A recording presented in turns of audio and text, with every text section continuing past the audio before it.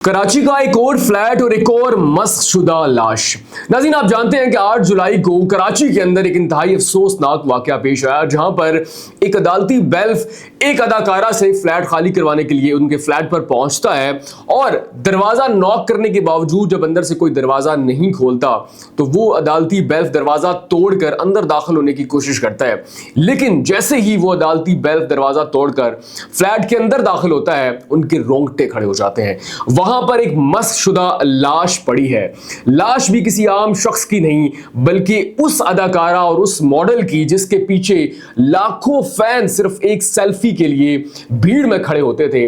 लेकिन इब्तिदाई जो अदादो शुमार लगाए गए उनके मुताबिक ये लाश कोई 15 से 20 दिन पुरानी है। अब जब लाश की शनाख्त हुई तो पुलिस ने उस अदाकारा जिनका नाम था हुमैरा असगर, उनके भाई को कॉल की। भाई ने कहा कि मैं इस मामले में कोई बात नहीं करना चाहता, आप उनके वालिद को कॉल करें।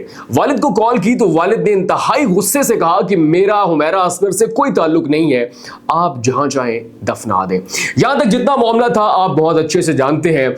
कौन सी कार्रवाई कब तक कैसे हुई अब सब जानते हैं, लेकिन दरअसल ये मामला था क्या? हुमैरा असगर को किसने मारा? उन्होंने अपनी जान खुद ली, मंशियात की ओवरडोज थी, या फिर किसी ने सोची समझी साजिश के तहत उनको मौत के घाट उतारा? फिर लाश कितने दिन पुरानी थी, उसकी बू महसूस क्यों नहीं हुई? और सबसे अहम बात, हुमैरा असगर का मालिक मकान के साथ क्या झगड़ा था? भाभी ने हुमैरा असगर के भाइयों पर क्या इल्जामात आयद किए और अब तक इस सारे मामले में क्या पेशरफ्त हुई है, आज की वीडियो में जानते हैं। नाज़रीन, ये मामला सारा तब खुलता है जब 8 जुलाई को एक अदालती बेल्फ हुमैरा असगर से उनका फ्लैट खाली करवाने के लिए उनके दरवाजे पर जाता है। दरवाजे के बाहर बहुत सारे अदालती नोटिस चस्पा होते हैं, लेकिन उनका कोई जवाब अब तक नहीं आया होता।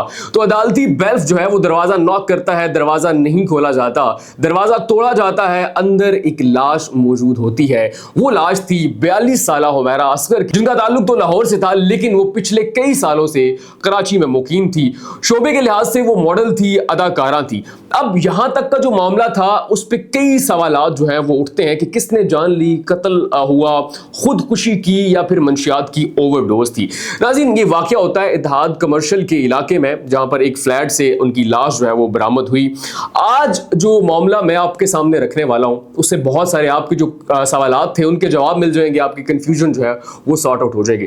सबसे पहले जो अदादो शुमार लगाए गए उनके मुताबिक ये लाश 15 से 20 दिन पुरानी है, लेकिन अब तक की जो रिपोर्ट सामने आई है, अब तक जो उनकी केमिकल एग्जामिन हुआ है, उनके जो डीएनए की इब्तिदाई रिपोर्ट्स आई हैं और जो पुलिस ने तफ्तीश की, उनके मुताबिक ये लाश तकरीबन 9 माह पुरानी है, यानी कि उनकी मौत 7 अक्टूबर से लेके 10 अक्टूबर के दौरान हुई।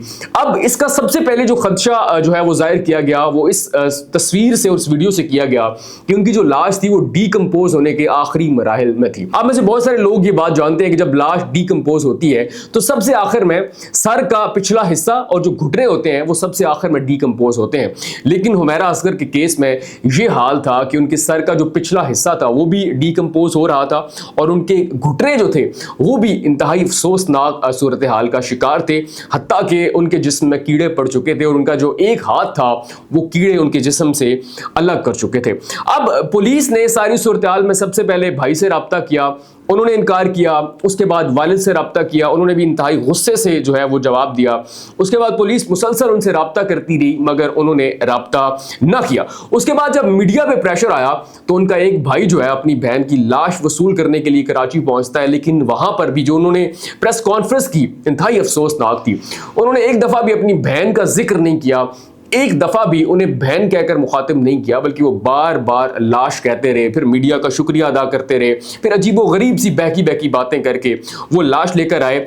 लेकिन अब आप यहाँ पर एक सवाल उठता है कि ये क्या जमाने की बेहिसी है, वालिदैन की ऐसी क्या नाराजगी है कि कैसी मॉडल और अदाकारा जो कि चकाचौंध की जिंदगी में रही, लाखों परस्तार थे लेकिन इंतहाई कसम पुरसी की जिंदगी उन्होंने गुजारी, और फिर जो आखिरी अयाम थे और उनकी मौत जो चंद मिनट थे वो कैसे गुजरे, आज की वीडियो में जानते हैं। अब तक इस मामले में कितनी पेशरफ्त हुई है, मौत कैसे हुई, और बू जो है, जो बहुत सारे लोग सवाल उठाते हैं कि अगर उनकी लाश 15 से 20 दिन पुरानी थी या फिर 9 से 10 माह पुरानी थी तो बू महसूस क्यों नहीं की गई? क्या ये कत्ल था या फिर मंशियात थी? और फिर एक और बड़ा अहम सवाल कि उनका आखिरी राब्ता किससे हुआ था और जिनसे राब्ता हुआ उन्होंने क्या जवाब दिया।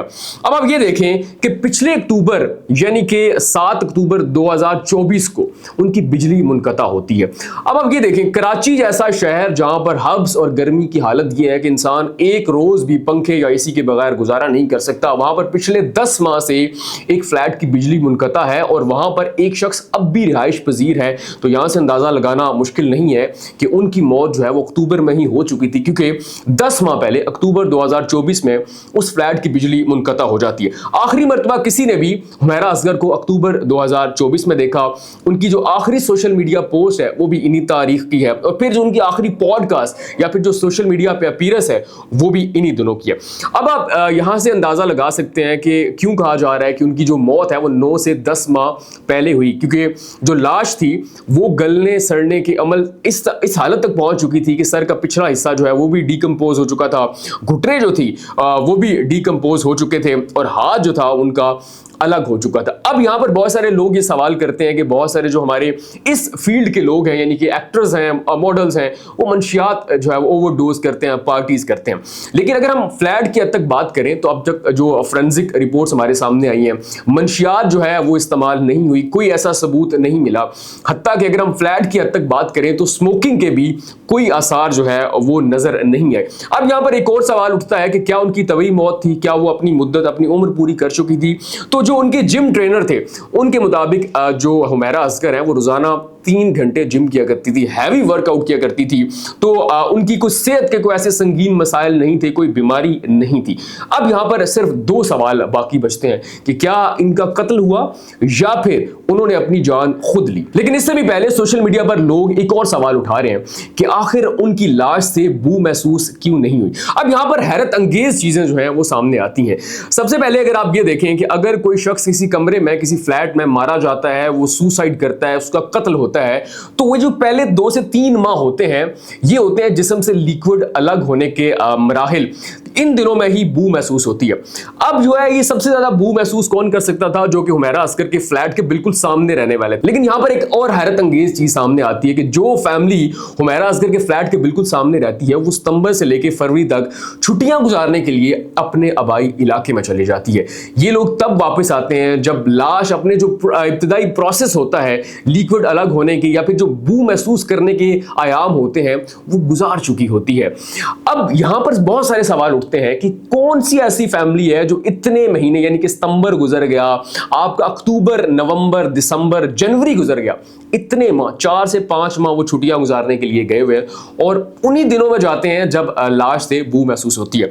तो यहां पर एक ये सवाल भी उठता है कि जो लोग अदालती नोटिस चस्पा करने के लिए उनके दरवाजे पर आते हैं, क्योंकि हमने जो फुटेजेस देखी हैं, वीडियोस और तस्वीर देखी हैं, हुमैरा असगर के फ्लैट के दरवाजे पर अदालती नोटिस चस्पा है, उन लोगों को भी बू महसूस नहीं हुई। ये सबसे अजीबोगरीब जो सूरत हाल है ये सामने आती है। अब हम आते हैं कि कत्ल हुआ या फिर सुसाइड किया।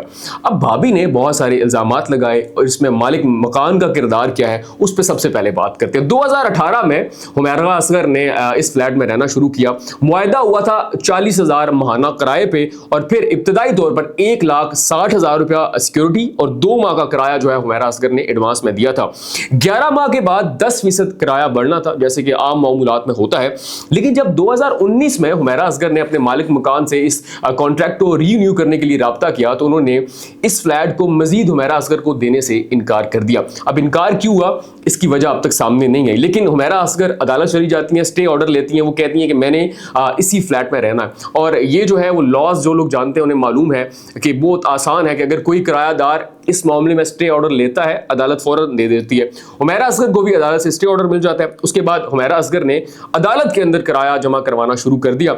लेकिन उसके बाद हुमैरा असगर ने एक और काम किया, वो मालिक मकान को 3 माह का इकट्ठा किराया देती और उसके बाद उन्हें ब्लॉक कर देती। फिर मई 2024 को हुमैरा असगर ने मालिक मकान को किराया देना बंद कर दिया।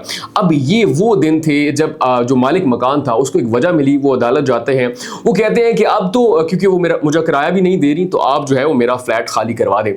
अब एक तरफा कार्रवाई होती है, वन साइडेड कार्रवाई चलती रहती है। हुमैरा असगर अदालत पेश नहीं होती, वो बार बार नोटिस चस्पा करके जाते हैं। वन साइडेड जो है फैसला मालिक मकान के हक में आता है, अदालती बेल्फ आता है और जुलाई की जिस तारीख को अदालती बेल्फ फ्लैट खाली करवाने के लिए हुमैरा असगर के दरवाजे पर आता है, उस रोज ये हकीकत खुलती है कि हुमैरा असगर को दुनिया से गए कई रोज हो चुके हैं। अब अगर हम ये सारी सूरत हाल देखें तो यहाँ पे जाहिर होता है कि हुमैरा असगर का एक नाराजगी, एक गुस्सा और ये जो कॉन्फ्लिक्ट था वो मालिक मकान के साथ भी चल रहा था। तो अब जो है वो पुलिस ने मालिक मकान को भी शामिल तफ्तीश कर लिया है। अब भाभी ने यहाँ पर बहुत सारे इल्जामात लगाए हैं। उनका ये कहना था कि 4 माह पहले जो है वो अलग हुए, मैं उनके भाई से अलग हुई, जायदाद का केस चल रहा था। फिर उन्होंने एक और बात की कि जब आखिरी मरतबा हुमैरा असगर अपनी वालदा से मिलने के लिए आते हैं तो उनके भाई जो हैं वो उन्हें ज़बरदस्ती घर से निकाल देते हैं। वापस जाकर हुमैरा असगर अपनी माँ को कॉल करती हैं और कहती हैं कि मेरे हालात अच्छे नहीं हैं, मुझे जायदाद का हिस्सा दे दें, और फिर ये भी बताती हैं कि मेरी सिम्स बंद होने वाली है। उसके बाद उनकी कज़न ने एक और इंकशाफ किया। हुमैरा असगर की कज़न कहती हैं कि कुछ रोज़ पहले जब मेरी आखिरी मरतबा हुमैरा असगर से बात हुई थी, उन्होंने मुझे कॉल की, मुझे कहा कि अपने नाम पर मुझे एक सिम निकलवा दो।